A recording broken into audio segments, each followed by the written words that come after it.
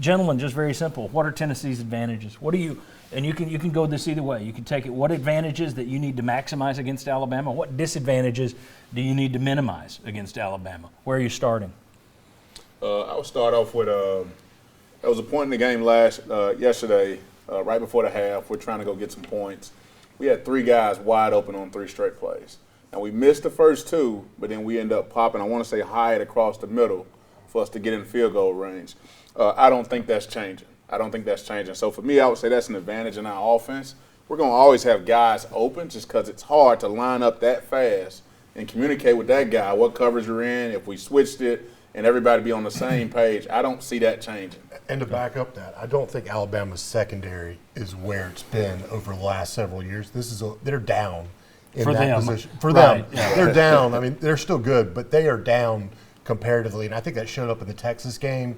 Mm-hmm. So I don't think they're where they usually are in that position. So I think, our wide receivers, our passing game up against that secondary, I think you give UT the advantage in that situation. Well, and Alabama hasn't really faced a quarterback at Tennessee's level, so you got to keep Hooker on the field. They haven't faced one since they played Texas when they were getting torched. And Ewers got hurt, yeah. Yeah, he got hurt. And when you look at what Texas A&M's quarterback did yesterday, up until that point this season, if you take out Sam Houston State, he'd thrown for 92 yards. Yeah, and so these DBs on Alabama are suspects, so you've got to get Brew McCoy, which is Hendon's best target by his QBR. I think his QBR to McCoy is 140, 102 when he's targeting McCoy.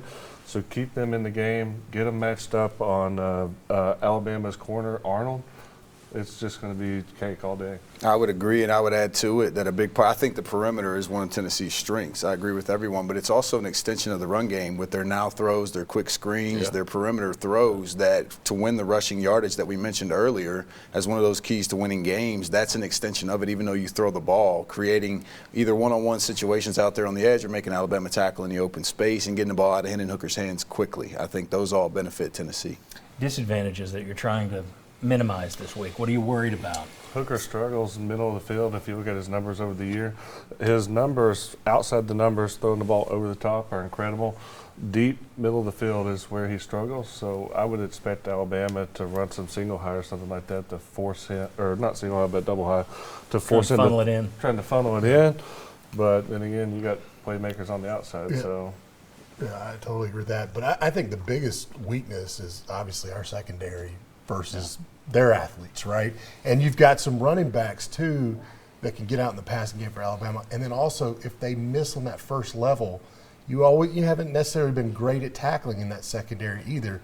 And if that running back gets there, you better get him on the ground because he's a game breaker. Well, Tennessee's run defense has been much better this year. Rodney Gardner's done a tremendous job. But, Will, I know you have concerns about their run. Alabama getting any kind of lead in that second half and just pounding you with their big backs. If I'm Alabama, my game plan is this. How do I get up 10 points on you at some point in this game? And then I'm going to take the time away. And I'm going to pound you, and make you, if I'm getting 3 yards every run on average run play, I'm doing 4 runs to get the first down. I'm going on 4th and 4th down, but I'm just going to keep pounding you. And that's what we're really going to see. Is this defensive line capable of holding up in between the tackles? Can they stop the run game? If Young goes, if Milroe goes, I think everybody feels better about the situation. Doesn't mean we haven't seen backup quarterbacks come out of nowhere and beat Tennessee in the past, but you feel better about the situation if it's Milroe, who the offense just didn't look the same last night. You go to more of a run offense. If it's Bryce Young, and we know the situation with Tennessee secondary, are you just bringing blitzers from all over the place? Are you rolling the dice and losing that way? It's a double-edged sword, and here's the reason why. Bryce Young is the former Heisman Trophy winner, which means he's seen blitzes. Yeah. He's also seen when you sit back and play coverage against them. I think in that game, if Bryce Young goes, that is my biggest disadvantage for us because he has that experience. He's cool and calm and collected. Whenever you throw something at him, it's like he's seen it before. So my biggest thing would be is if he goes, it'll be us trying to figure out what works best. How can we get him flustered? What's the best situation against him? Personally, if he goes, I want to see how are they using him. Are they calling their offense based on the way he normally played prior to being injured, or are they calling it with him being in the game but getting the ball to Jahmyr Gibbs, getting the ball outside on the perimeter? How are they going to use him so early on? And I know I'm the bend but don't break guy, but I want to make some calls that make them have to drive the field to see how is he going to be used today. And then from there, I think you make adjustments or you continue with your plan. Well, and that's the one way to get him out if he's in. He just got injured. I was gonna He's say. thinking about a pro career. You get to him and you hit him hard early on, that can also get him being tentative. But you got to get him on the ground because Texas lost their Right. game Yeah. because that corner came in and He man, made the a- play he made. I mean, he was. He was on teleported. That's a good Yeah. point. Yeah, It was he's incredible. You could see why he won the Heisman on that play. But to me, that is a huge key. Is you've got a guy with a sprained AC joint. We don't know the level of sprain, which is going to be different. But it's the throwing shoulder. You hit him a couple times there. Well, Let's see how he's feeling. We learned when we got the quarterback started getting more and more protected, told our defensive line as we played in the pros, was take your hand and you get close, you hammer his shoulder Club it. as he's throwing.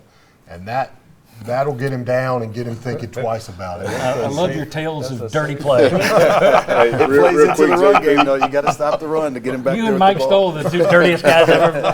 Hey, real Quickly. quick, I'm concerned because he did not throw a pass that entire warm-up Right. session. Yeah. That's concerning for me. Yeah, I'm not so sure that Saban isn't just, he wanted to go in there. Well, he may have wanted to go in there, but you didn't let him throw a single pass in warm-ups. Yeah. I don't know that he's going to be back. I mean, we'll see. It'd be Tennessee's luck if he's back, but we shall see. All right,